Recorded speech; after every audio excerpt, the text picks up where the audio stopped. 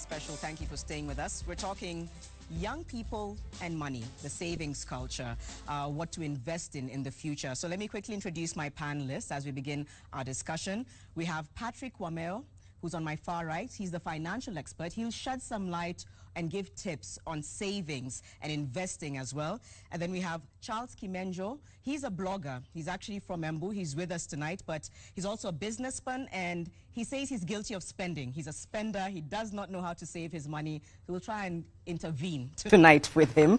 And then we have Daniel Orogo, who's on my left. Daniel works with a group of young entrepreneurs in Kibera. He'll tell us more about the saving culture within that demographic and what he's learned since he began saving. Then we have Esther Gashie, who is a lawyer, and she also told me that she's really good at saving money. So maybe we can also learn something from her. So those are our panelists.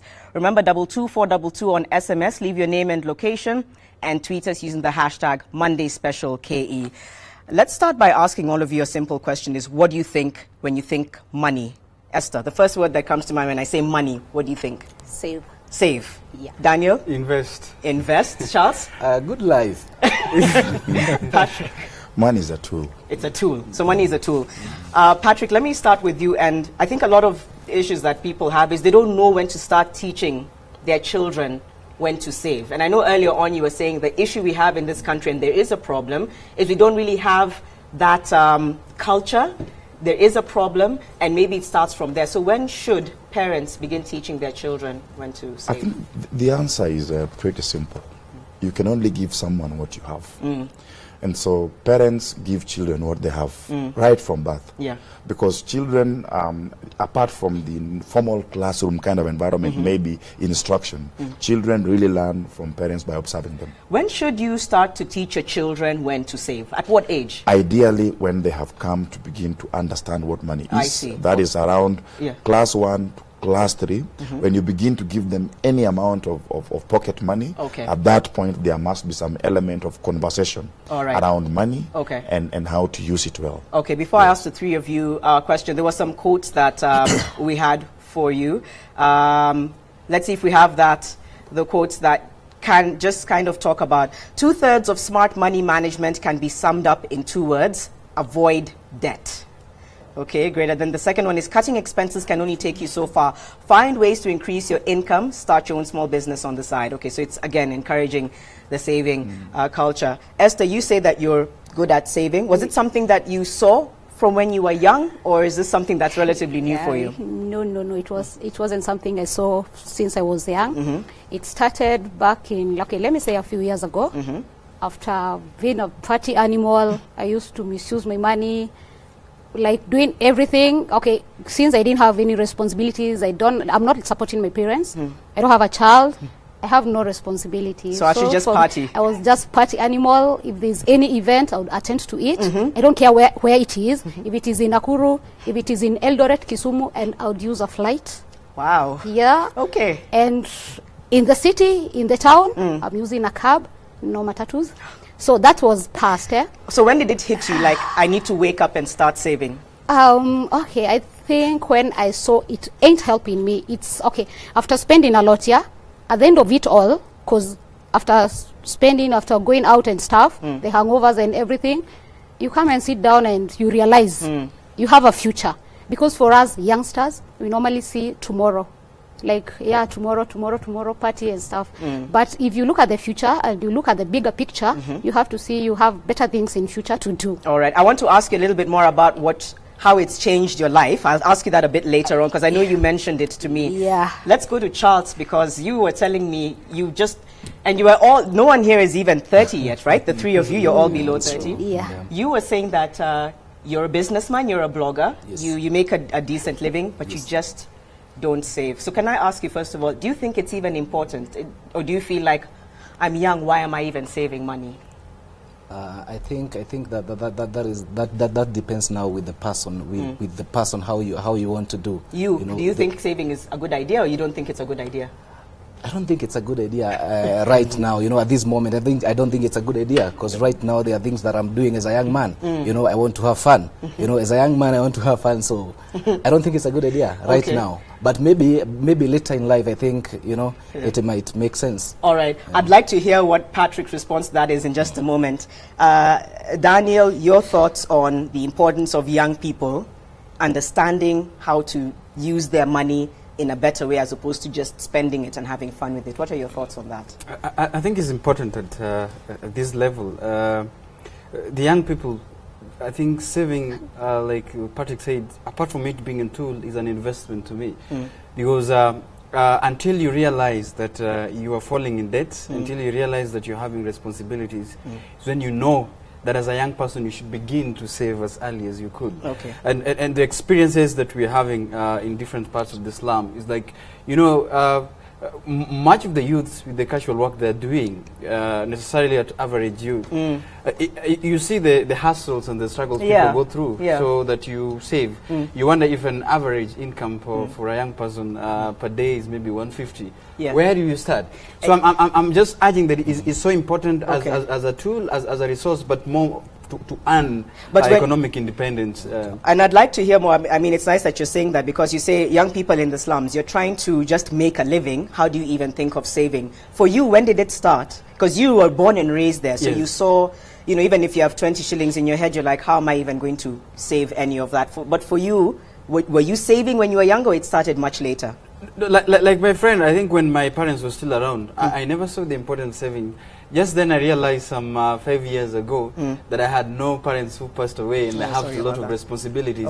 That's when I realized that I now have to save for the future. So it's until my parents passed away and that I it had hit you. That it hit me that I had to save. I'll ask you a few of questions later about the program that you run. Patrick, a lot of people would probably resonate more with what Charles is saying. Esther, it's a good thing that there's people like her, young people who are thinking about saving, but a lot of people like Charles are saying, I'm young. Whether they're in their teens or young adults, they're thinking, why should I even worry about that right now? I should be having the time of my life. What would you advise me to people like that, to people like Charles? I think I'll give you a picture of a young man's life by stages, and then just fixing that very quickly. Age 0 to 6, you're a kid. You realize between age 7, age 8 that you're now changing psychologically. Age 8 all the way to 15 is a different class of thinking. You're still really on the spend mode. You're still being bought for things. From age 16 to age 21, a bit of responsibility comes in. For some people, for others, parents are still supporting the bad behaviors. Then a lot of young people continue this beyond age 22, depending on how they were brought up. Although at age 20, 21, 22, they have taken on the decision-making responsibility, and they also may have some money to fire those decisions. There is still really no anchors to cause them to begin to focus on specific things. Yet that is the ideal time to begin to do things right. One, get your goals set out, begin to develop skills around them, begin to invest money. That's around 21, 22. Around 22 all the way up to 28. So what my friend here is saying is, I am enjoying the train. What he's not doing is that he's not creating the basic requirement for growth. He's not creating knowledge nor skills in either saving or investing. So by the time he will come to want to do that, he will maybe have the interest but lack the financial capacity to support his big ego. Already he set some standard for consumption. So by the time you are 30, 35, you are married, the demands are double. The children are there. So there are issues. Charles, do you want to learn how to save, or are you okay the way you are? As at now, I would say I would love to learn how to know how to save. But again, I want to cut my friend short kidogo. I want to respond to him and tell him that the problem that we are having today, you see our parents today, they have been brought up in a culture whereby they are being told now, start saving at this, like what he's telling us, from age 22. You guys are supposed to start saving, at that age. And at that age, the age of 22 years is the age now whereby now we start getting money. It is the time now we need to have this fun. It is the time now we need to go to those places, as Esther said. It is the time we need, to reach out to our youngsters and have that fun, And when you look now at the older generation, people who are at their 60s, people who are at their 70s. Right now, at this time, it is the time now they are coming back and getting mipango za kando. Where are they getting mipango za kando right now? Because? Because? Because when they were as young as we are, at the age of 22, they didn't enjoy. They were forced to work hard and save. So they were sure that is the line. The line. So you're saying that they grew up before their time? I know everyone wants to disagree with that. Let's give everyone a chance to respond. We need to really, okay, unfortunately, as juicy as that was, my director is saying you have to cut that short, take a commercial, come back. Maybe by then everyone would have calmed down.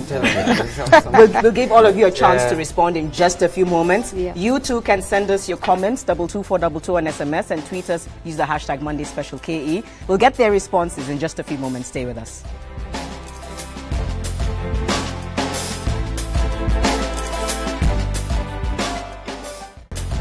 Welcome back. You're watching Monday Special. We're talking about young people and money.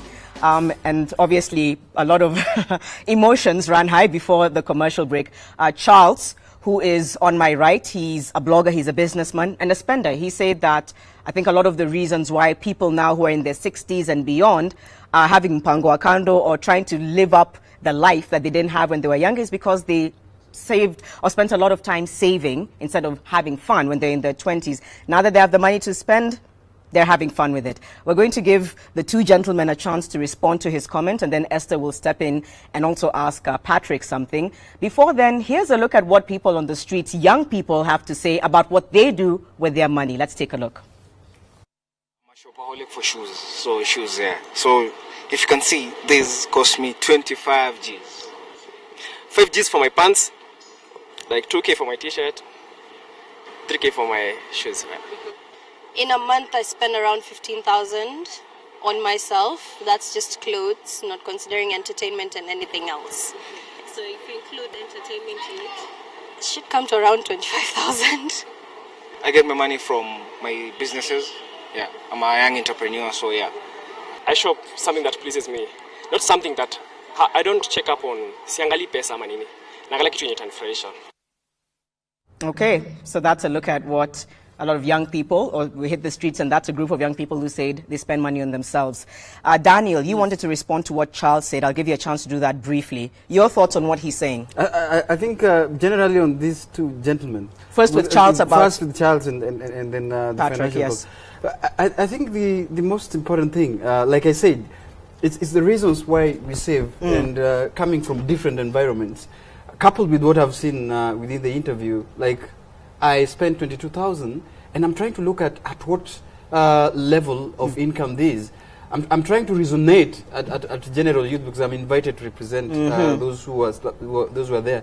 22,000 shillings would do a lot of things in the slum setup. As somebody would spend that, to some people it would be a miracle. So Charles, yes. What I really want to say that mpango wakando, especially in these what we are seeing in the slums, one of the causes of mpango wakando was a result maybe of poor planning before, and people are seeking refuge to resonate why, to find out to channel their frustration in life as a result of maybe failing to plan before with issues of investment and saving. Okay. Then to our consultant, what I wanted to say that we have different definition of what you're trying to say. I may see saving, like you say, it's a tool, it's a resource. But let me tell you that one thing, we need to come to a standard that is ideal.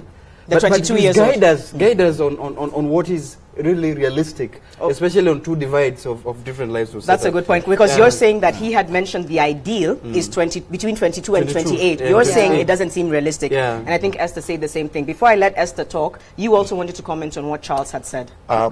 In my personal view, and very informed, I don't believe that the extra life that people live in the midlife crisis has got anything to do with what they missed in terms of spending behaviors in the right ages. Because I have seen sons of millionaires who didn't miss anything, do these things. That there's no relationship between the lack of and those behaviors. Yeah. I mean, if you're psychologically a mess, then you'll reflect it at any age. Okay. This is a psycho issue and not financial issue.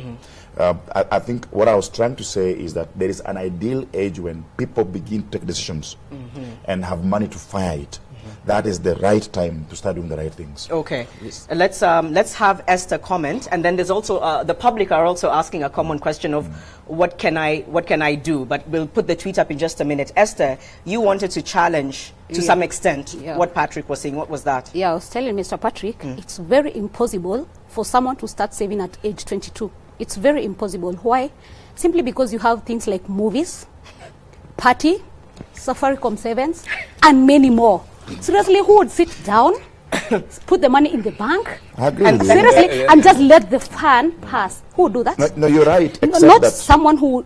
Okay, fine. You're right, except that this is a middle class thinking. Yeah. These are people who are brought up in middle class societies where spending is a measure of success. But when you come to the families of the wealthy, and the wealthy are not necessarily conspicuous, people still save and spend. Right. So you've mentioned those two demographics. Daniel, I know you want to say something because coming from the slum area, you just mentioned 22K can do so much.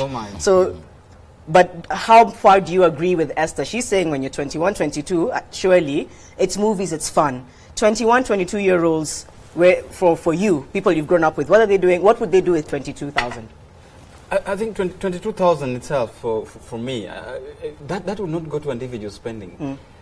A youth would do that to maybe invest on some important, maybe to start a business. Okay. Very important. Okay. 22,000 would move. Somebody would invest in a real estate in form of a. So what are 21 and 22-year-olds doing? The 21 and 22-year-old in the slum. I would see these as a youth. A youth would be ideal. Would be hustling, going to industrial area to look for a job. A female maybe at that extent. We're having cases of 21, 22 years who are already having 3 kids to take care of. And I'm not saying maybe because on a negative side, but this is a real situation. That's a reality on the ground. That is a reality on the ground. Yeah. I mean, like she's saying. Safari servants and all these enjoyment stuff. This like the financial officer says, it is more of a middle class. All right. Middle class setup. All right. Wait. Let me ask. But of course, let me finish. It's my point. There are instances where we find people in the slum go. So some of them watch football. They go to watch gourmet. So they have their way of it. I want to support my answer. No, let me ask. Let me support myself. Okay. Because of saying Safaricom sevens, partying and stuff. No, if you don't do it right now, at 22, at 28, it will catch up with you, and you do it at 70. That's why we see Safaricom sevens. A 70-year-old one. Let's give everyone a chance to talk. Let's hear from Charles, and then we'll get Patrick, because I know you're the one who will give us guidelines and advice, which we'll come to in just a moment. I have a big problem with the age bracket is giving of 22. We should all agree here, and these people, my friends here, Daniel and Esther, they are young people, and they should agree with me, you know?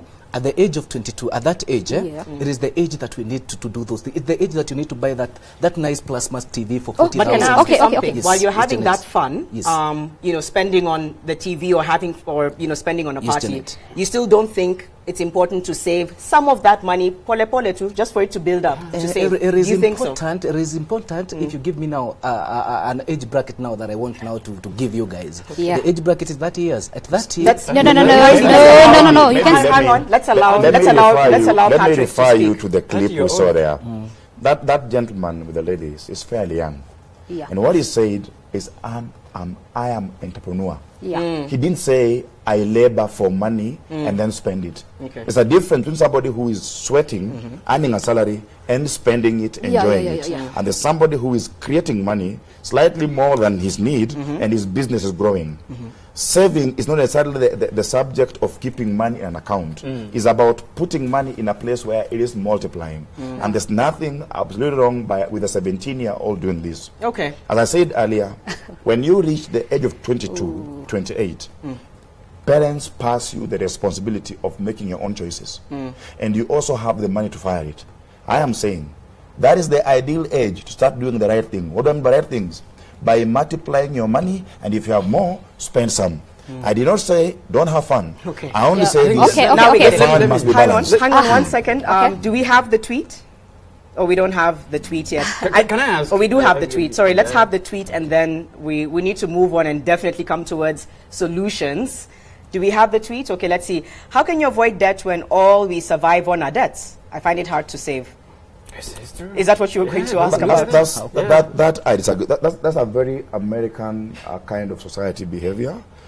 We should not accept debt as a tool for consumption, because in the economies where there's money, people save half the income.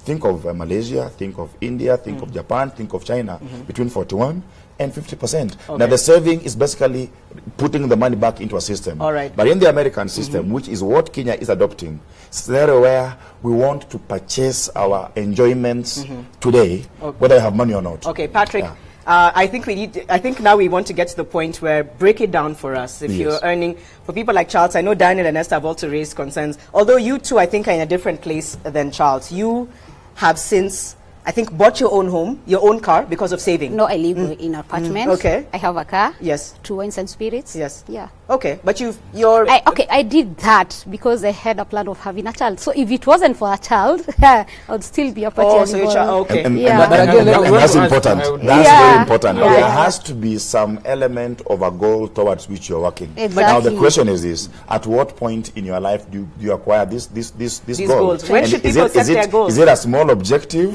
or is it a life goal? And coupled with that, the question that I really want to ask is, do we consider saving in commensurate with what you earn, what you get? It's very important. Because you're saying it is important, it's a saving culture. And I'm looking at, in commensurate with what I save, do I really, at what level do I save? That's a good question. Let's look at people. And then I'm also going to couple these. There are instances where it is important as a way of a saving culture. As a financial advisor, maybe you can advise if circles, of course we are having Nairobi County Youth Circle, we are having entrepreneurship training, Kenya Tunaweza Youth Banner. It's important to mention some of these initiatives that are coming. Is it a matter of circle becoming an emotional caution for a youth who feel that they should be investing little, but they can find that a bit of protection, since there are many people who can save 50 shillings a day than saving an individual 50 shillings. I think I want to change. I want to change the perspective a little bit. Let's look at 3 people representing 3 different income classes in Kenya. They are the super rich, they are the hungry middle class, and let's look at the lower income end. How do they save? How much do they earn? Okay. Think of somebody, a young man in Kibera who is earning 150, 200 bob per day. Surely, if you would not expect this young man to save half the money, because most of the time he is supporting himself. Think of his age mate living in a middle class society, somewhere in the middle class estates.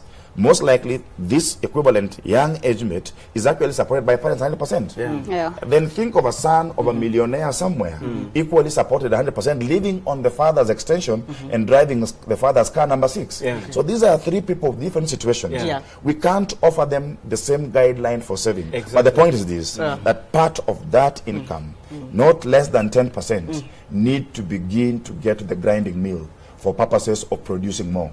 And if you live in a middle class society and the higher income end, you should be saving as high as half the income, even as you spend the remaining half. Okay. I know that there's some key questions. The 2 key questions are, for those 3 age groups, what saving tips would you advise? And the other one is, you know, someone is 30 years old, they're watching this program, they're between 30 and 35, they're in debt right now. What can they do? We need to answer those. So we'll come back in just a moment. I believe we still have a few stories to run, so let's hand it back over to Hussein, then we'll come back and answer those questions. Hussein.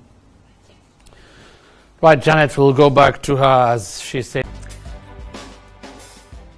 Welcome back. We're coming to the last part of Monday Special. Patrick, practical saving tips. You talked about 3 different categories of people. Anything tangible or practical that you can advise in terms of the income you're making and how to save, while still also putting aside some either to enjoy yourself, like my colleagues here have said. Your tips for the 3 different. I think I'll summarize it in basically 3 things. Number 1, the best way to save is to save while spending. So as you make the choice of what you're buying, it's at that point when you negotiate some money back. So you still have your fund, but you negotiate some money back. The more money you have retained into your system, the better. Number 2, you save at the point of income, or earning rather. whichever way you earn, they earn from business or earn from employment or earn by other means. A proportion of your income, not less than 10 to 15%, ought to go into the grinding machine. And the saving here is not keeping money in an account, but putting money through an investment system. Okay. Now, for somebody living in Kibera or the lower income bracket, it might not be a perfect percent, but you're basically saying that according to how much you have to spend per day to keep alive, teach yourself and teach your body to respect that some of the income you made will go back towards relieving your energy from employment, so that in future you work less and earn more from investment. But when somebody comes from the higher income brackets, then ideally, because their parents support a lot of their expenses, they should save more, and therefore up to half the income is reasonable. The other question is the one I asked of a 30-year-old who's in debt. It's an unfortunate scenario, but it's a common one. They're watching right now. They're stuck. What should they do? 30, 40, 50, 70. When you are in debt, the problem is standard. Debt is first a psychological situation. You must shift your thinking before the actions I'm going to mention here. Without a shift in thinking, you can never engage any of these gears and get out. The first thing is to acknowledge the level of indebtedness. That means you look back at how you arrived at that situation, and the numbers of debt by their real names. List each debt 1 up to 10, including personal debts. Put them in the whole picture. The biggest problem most people have is that they don't even know how much they owe outside there. They only know the big loans. Okay. So you have to acknowledge the level of indebtedness and the level of outflows going out. So once acknowledged? Once you do that, you look at the cost of each debt. Which one is the most expensive? Which one is the cheapest? Who can I negotiate with? So the most expensive debt that is smallest gets out first, so that it releases as much of the cash flow back to engage the next most expensive, smallest, in that order. So that at the end of the day, the biggest debt is what should remain in the book. You pay the debts from the smallest going down towards the biggest. But the first thing is the confirmation that I am in a situation, I arrived in this manner. If I have to get out of it, I must change the way I perceive mindset. things. How do you save, Esther? Because you said you're a good saver. Yeah. Tips from you on how even you personally save money and how you've managed to at least, make some headway in your life. Personally, as for me, what I would say, first, have fun until you're tired. After you're tired, you'll start saving and you won't feel a pinch, because you've done everything. You've partied, you're tired, you're exhausted. So, okay, you'll feel, I have a future now. That's when you realize after you hit hard. How do you set aside? Do you have a percentage that you set aside for, for your savings? I think a lot. Nowadays I save a lot. Okay. Compared to party, I don't party a lot. What are you saving towards right now? What's your ideal? What are you saving towards? I need to buy a land. Okay. And take my child to a better school. Okay. And do better things, in future, because things normally come up. So those are your goals? Yeah, my goals. All right. Land and to live better. Okay. Buy a house, maybe. Do you have any saving goals, Daniel, yourself? Yeah, I have a saving goals myself, but of course I think I hope we are winding up and would give some advice and concern. I think there's a right definition for people, a different segment. But one thing that I would like to resonate with is like majority of young people still feel safe to invest or save in a system that is more of SACCO and more of these. There's a lot of SACCOs, there's a lot of things that are going on. Nairobi County Youth SACC and all these Youth SACCO by Kenya, Bana, Kenya, all these sorts of things that I've seen the slum youth investment. But one particular thing that I personally would want to say, is like one particular thing we need to encourage is to acculturate these. And coupled with this, it is important that we tell our parents within the slum to teach their children how to save. Not necessarily walking to the bank, but investing for the future. But I have a vision to save, actually to save and invest, buy land and maybe build some real estates and go. And you're working with a youth group? Yeah, we're working with a youth group. Langata Youth Network is a brilliant group, and we are really seeking to partner with various groups.